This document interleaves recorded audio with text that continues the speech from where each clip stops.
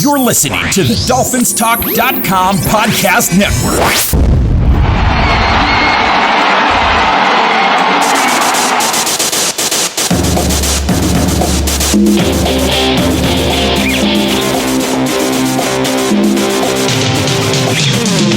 You're listening to the DolphinsTalk.com podcast, the most listened to daily Miami Dolphins podcast on the internet. Come on, Dolphins fans. Time to fins up. All right, Miami! Miami's got the Dolphins, the greatest football team. We take the ball from goal to goal like no one's ever seen. We're in the air. Hello, Dolphins fans, and how are you today? And thank you for listening to the DolphinsTalk.com podcast. I am your host, Tom Ernest, flying solo. On today's show, I am going to give you my final thoughts on the draft, as I was not available over the weekend to talk to Mike and you guys about my thoughts on day 3 of the draft and my overall consensus of the draft.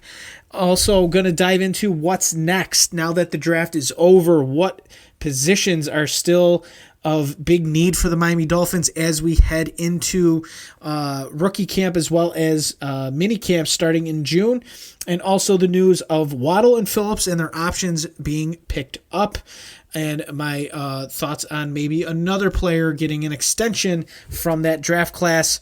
All that and a lot more on today's show. First, I want to give a big shout out to everybody listening over at finheaven.com, the largest Miami Dolphins message board on the internet. Also, a big shout out to everyone listening at the Facebook group I Am a Miami Dolphins Fan, run by the great Carlos Hernandez. If you're on Facebook, be sure to go to the Facebook group page and interact with fellow Dolphins fans. All right. I'm not going to bore you guys if you watch the wrap-up shows from night 1 and night 2 of the draft. I'm not going to dive too far into Chop Robinson and the Patrick Paul pick, but I will recap my thoughts on that. So Chop Robinson picked at 21. I like the pick. I felt like the Dolphins should have traded down at that point, but I understand that the Eagles were right there in the way Howie Roseman drafts. He was going to draft Chop Robinson, in my opinion, instead of Quinyon Mitchell. Overall, I think it makes sense. You know, now that it's been marinating for a few days, the pick absolutely makes sense. Phillips and Chubb, both injured. Shaq Barrett brought in for 1 season. Robinson is going to provide that depth. He's going to provide those rest moments for Jaylen Phillips and Bradley Chubb when they're both back on the field healthy. It's going to be a decent rotation. And he also lined up over the center at Penn State on some occasions. So I think he's going to be like that moving chess piece, like Jadeveon Clowney was for the Ravens. Anthony Weaver, I think, is going to move Chop Robinson around quite a bit, whether he lines up in 3 technique, if he lines up over the center, if he lines up at linebacker, if he lines up with the hand in the ground. There is many different ways Chop Robinson is going to be used. And will he start right away? I think we're going to see a bulk of Chop Robinson at the beginning of the season just because of the uncertainty with Jaylen Phillips and, of course, Bradley Chubb. Patrick Paul, by the way, I'm going to grade each of these picks, my opinion on the picks. So Chop Robinson for me is a B-plus grade. Again, I see the need. I see the vision. We'll see if he can translate to the next level with his speed and if he can add a little bit more to the repertoire. Instead of just being a speed rusher, if he can add a couple moves, a couple 2-3 moves to his repertoire, he could be an absolute problem for opposing offensive linemen. The Patrick Paul pick, this was more ho-hum. If you watched Friday's show, I was kind of ho-hum on the pick of Patrick Paul. Again, I do understand the reasoning. This is Teron Armstead's potential replacement. Well, he better be the replacement because he was taken in the 2nd round. Austin Jackson going to be right tackle. Patrick Paul most likely will slot in at left tackle. The issue for Paul is he has played a ton of snaps in college, but he still needs refinement to his game.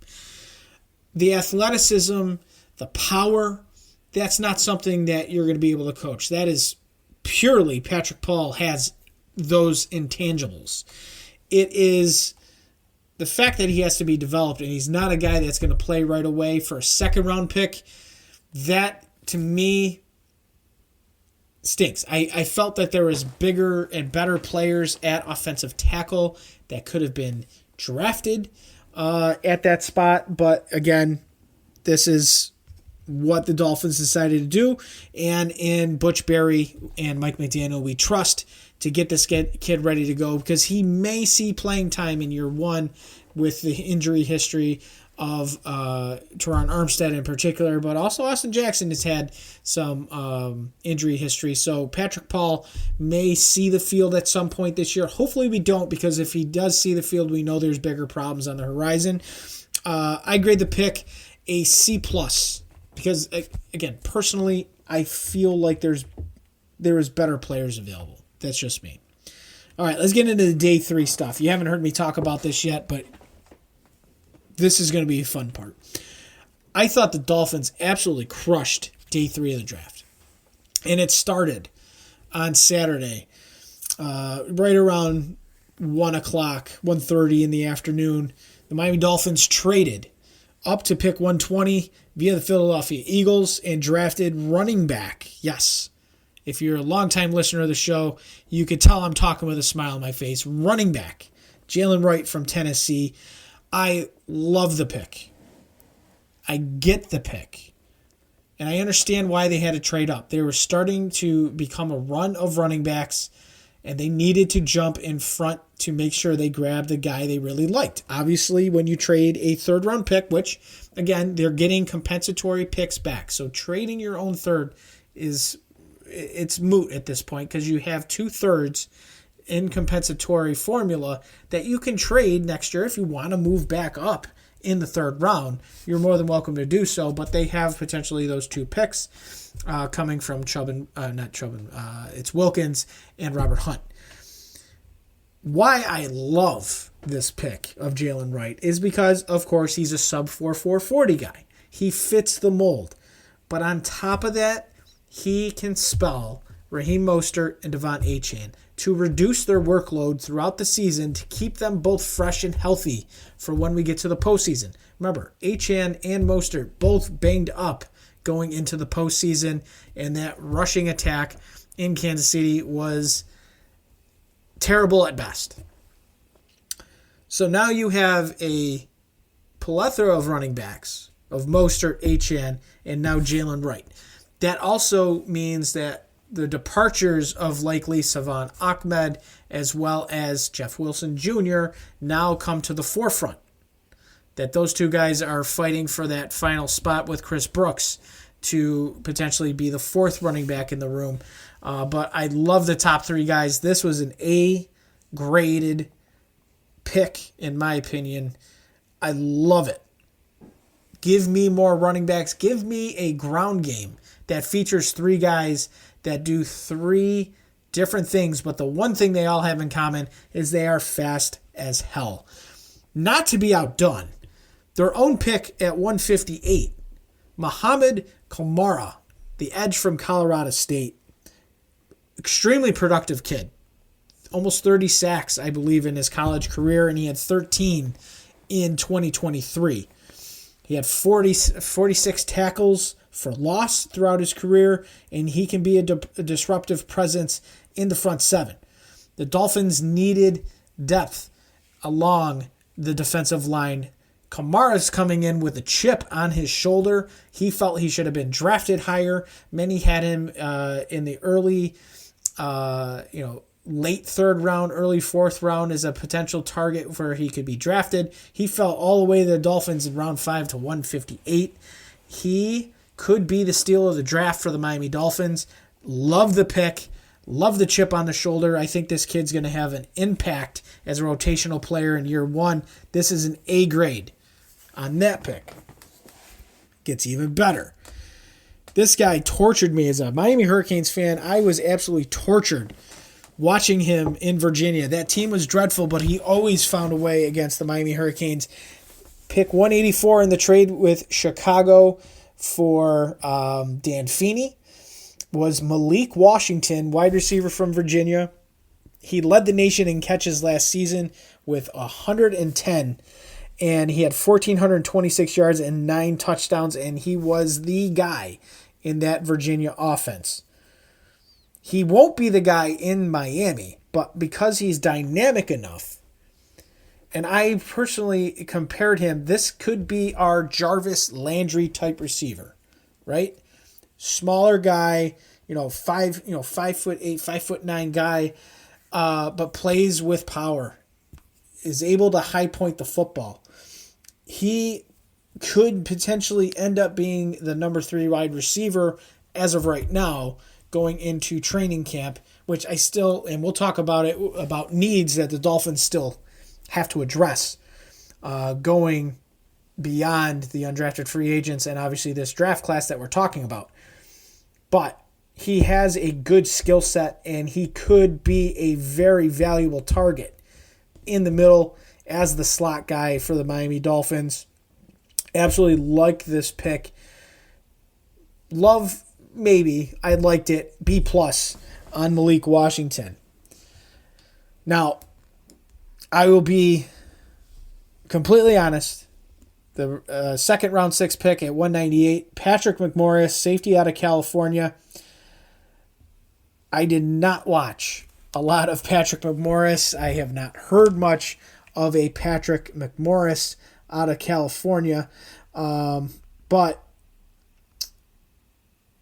this is a position of need. This is a team that is looking, they are looking to be in 3 safety sets defensively quite often. Lance Zierlein actually had him as a priority free agent, not drafted. Miami took him at 198. Here's the strengths, because I don't think a lot of us know about Patrick McMorris, so I'm going to give him the strengths. He plays route breaks from off-man with good bend and ready feet. He's well-disciplined with his eyes and positioning in the zone. He displays play recognition and anticipation underneath. Closes quickly downhill to perimeter throws, coming to balance. Makes proper adjustments to pursue angles on the move. And dashes into the alley looking to lay into the ball carrier. Weaknesses. His eyes can be lured by play-action passes. So he gets manipulated by the quarterback. Average initial burst coming out of lateral transitions. He has below average range over the top as a high zone defender. He needs to drop his entry point into open field tackles, an excessive number of broken tackles due to failed wrap-ups. So he is absolutely a project. Lance Zierlein had him graded at 5.69, which puts him in the tier as candidate for bottom of roster or practice squad. And that's what you're looking for. Round 6 picks, not everybody's going to be a Tom Brady-esque, right? You're not going to find those hidden gems all the time. Patrick McMorris has a chance. He'll go into camp, see what he can produce. He's either going to be a special team guy or he might be a rotational safety, depending on how he performs. Now, it looks like he needs a lot of work, but again, there's promise there, and that's why the Dolphins drafted him. I give this because of my unknown, and again, full transparency, I didn't watch Patrick McMorris. So, I will give this a C+ grade, expecting him that maybe he can crack that practice squad. We'll see how it goes. With their final pick at 241, the Dolphins selected Taj Washington from USC. Once again, a guy kind of like a Jarvis Landry. So you have Taj Washington and Malik Washington. The Washington boys will be competing for the wide receiver 3 spot. In my opinion, either one of those guys could fit well on special teams as a punt returner, kick returner. There's a lot to like. Taj Washington was a big factor in Caleb Williams' success at USC, in my opinion. For the most part, the Dolphins doubled up on wide receivers because they needed to. They don't have a lot of depth there. And I still think, and we'll get to it, they need to add on to it. So Taj Washington, I give that a B-. Overall, the draft I thought was solid. I give it a solid B, with the chance that could elevate to a B+ or an A, dependent on how quickly Chop Robinson can get on the field and can he be productive. And Muhammad Kamara, to me, is one of the bigger focal points of this draft. If he can be in that rotation and be a player that contributes in year one, that's a home run pick in round 5. Absolute home run pick in round 5 if that is the case. And, of course, the Jaylen Wright pick. Me and running backs, I'm a big fan. So if hopefully he'll be healthy and ready to go. Not that he's injured, but if he can maintain his health, he can be running back 3 and provide some less reps for the likes of Devon Achane and Raheem Mostert. Now that the draft is over, what do they need? There's still a need for the Dolphins. We'll start at the top. And I'm a big proponent of it still. They need another wide receiver. I know they just drafted 2. I know they just brought in a couple of undrafted rookies. They need another wide receiver. Because, again, there's unproven talent on the roster with 2 rookies. Braxton Berrios provided very little value as a number 3 receiver last year, or number 4 receiver for that matter. Eric Uzakama, we still don't know what he really brings to the table. He had a couple rushes last year early in the season, but he wasn't targeted. So it's not like we know what we have as a wide receiver with him. River Craycraft is back. Again, he had some moments. The Dolphins need wide receiver help. They need a true number 3. So, the names are still out there. Odell Beckham Jr., Tyler Boyd, DJ Chark. There's a few, I won't get into the long list, but wide receiver is a need. And they need to bring someone in. Because we saw what happened at the end of last year. And I'm not going to dive into too much of it because Mike and I have already talked about it till we were blue in the face. What happened when Hill and Waddle were banged up? The offense looked awful. When Hill left the Tennessee game with that ankle injury, the offense fell off a cliff. When Waddle was out and it was just Hill had all the attention and the other guys could not step up. They need another option, whether that's Odell Beckham Jr., whether that's Tyler Boyd, whether the Dolphins decide maybe they want to trade a pick to bring another wide receiver from another team. We're still waiting on the Xavien Howard money that comes on June 2nd, but as of 4 p.m. on Monday, April 29th, anybody who is signed after 4 p.m. starting today of this recording will not count against the compensatory formula. So, Dolphins lock themselves into 2 third-round picks, potentially a 7th as well. And now they can go and bring in more talent. Wide receivers, number 1. Number 2, guard. I need a guard. I think Isaiah Wynn is going to be back at left guard because while he was there, it was good, right? I mean, he wasn't a world beater by any stretch, but the offense moved the ball very effective, especially on the ground, with Isaiah Wynn in. Now, who's available? Well, we got Dalton Reisner, who has been talked about in the social media circles. We have Greg Van Roten, who is also available.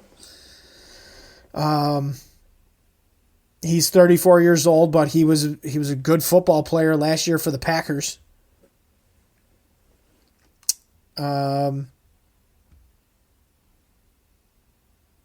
sorry, he was with the Jets. Was started with the Packers. So anyway, Van Roten is available. We got... I got to pull up the list. No, I don't want PFF. So, available players that are still out there outside of the 2 names that I mentioned. You got to look at Let's start. Andreas Pete from New Orleans. He is still available. Connor Williams is still available. I'm not sure if he's going to be re-signing with the Dolphins at this time, but he is also still sitting there. Mason Cole is available from Pittsburgh. You have Phil Haynes from Seattle, who is also still out there. Dalton Reisner, who I've mentioned. Van Roten. Chris Reed from Minnesota. You have Trey Turner from New Orleans. Max Sharping from Cincinnati Bengals. Gabe Jackson, longtime veteran. Max Garcia, same, longtime veteran. So there's options available. The Dolphins need to find somebody. They need to find somebody at guard, because they didn't fulfill it in the draft. I still think a safety is needed. Justin Simmons is a big name, okay? I think Justin Simmons would be a tremendous get for the Dolphins as a starting safety, and then rotate Jordan Poyer in as your third guy. That's how I see it. I think Justin Simmons would be a hell of a pickup. His contract situation, though, that's a little murky. I mean, he's a free agent for a reason. He was expensive, so he will be signed most likely after June 2nd. I don't foresee anybody signing him until teams get money back on the books, because I think he's going to be pricey. Even though he's 30, he's still a top, in my opinion, he's a top 5-6 safety in football. Tremendous talent. I think safety needs an upgrade for depth. And last but not least, a linebacker. I think they need a little bit more linebacker depth because, again, Channing Tindall hasn't been able to see the field as a fourth-round pick from a couple years ago. You could see them potentially bringing in another linebacker once the money hits the books. All right, last topic for today is the news that the Miami Dolphins have officially picked up the fifth-year options, both on Jaylen Phillips and Jaylen Waddle. So with that news, the Dolphins are locking themselves in for the next 2 years to both players in the hopes that they can work out a long-term deal. The fifth-year option for Jaylen Phillips is $13.25 million, which, of course, is well below market value for a pedigree player like Jaylen Phillips, who I thought was on his way to a Pro Bowl season last year. I thought he was really coming along. Unfortunately, the MetLife shit turf got to him, and he blew out his Achilles late in the Jets game, even though he shouldn't have been out there. Story for another day. Jaylen Waddle is set to earn $15.591 million on his fifth-year option. Dolphins have made it very clear they envision Jaylen Waddle here to be here for a long period of time. The fifth-year option is a step in the right direction. But I'm pleading with Chris Grier to get ahead on these contract extensions. You saw what Philadelphia did. Getting ahead and signing Devontae Smith to his 3-year extension, which is his fifth-year option, this year, his fifth-year option next year, and 3 years beyond it. Amon-Ra St. Brown did not have a fifth-year option, but they signed him to a really nice 5-year deal. That man got paid from the 2021 draft class. Jamar Chase still hasn't gotten his new deal yet, and Jaylen Waddle obviously has not gotten his new deal yet. But the Dolphins general manager Chris Grier has to get ahead of it. And the same with Jaylen Phillips. Has to get ahead of it. Sign these guys long term, because you can reduce next year's cap number. You can even reduce this year's cap number, which doesn't make any sense because they're not making a ton of money. But you can lower the cap hit for 25 and 26. Get ahead before the market value changes again. And there's one more player that needs his extension, and that is Xavien Howard. You cannot let that man walk out of this building. He is 100% a candidate for the franchise tag next year. I don't believe that's going to break the bank, franchise tagging a free safety. But it's got to be on the table, right? So if they can't get a long-term deal with him done over the summer, which I think is, you got to have at least those conversations during camp. Try to get him locked up, 4-year, 5-year deal, and move forward. Because that is your core. That is arguably, I wouldn't even say arguably, that is the best draft picks in the era of Chris Grier. Back to back to back.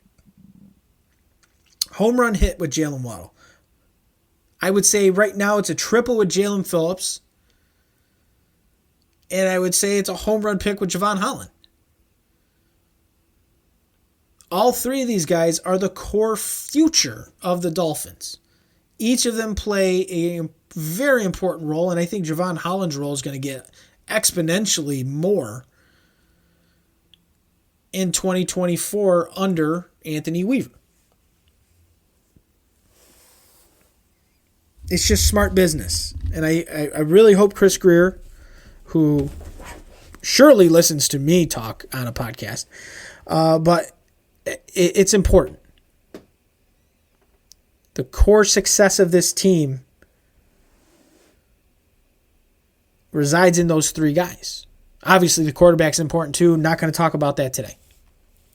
But be on the lookout, because something might be coming here soon on the quarterback. That new contract might be lurking, so keep your eyes peeled.